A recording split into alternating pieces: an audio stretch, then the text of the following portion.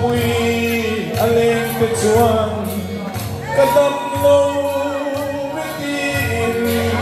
lung ai na bia pure an sui ngai to lo san dam tu chung va ma sual mai dam bi an ni wai la den na chi phak lo pui moya lim takin kan men viang ram ni moi ta ka hian kan thuan sin ai ram pe na kan thorin na kan so hunin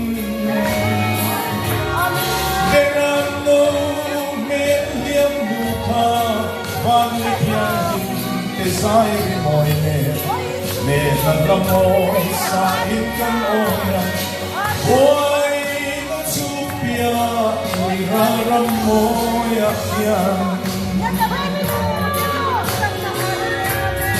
sual na tin kha an zari nei sheong ma hian kan dam thei lo mi ma mai the lali ma Sare karau dam lo nun tui ha tita gilita tingdai dam doi om long di lim tapin kan leng veang ram ni moi taka hian kan khuan sin kan le ram pela kan thorin na kan so hunin kerang no men liam buka dan yang desai moi na moi sa ingkan oi wai na chupia ram moi ya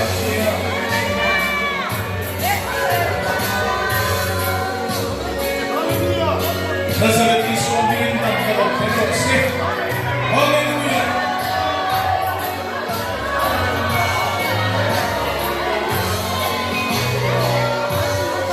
Leiro qui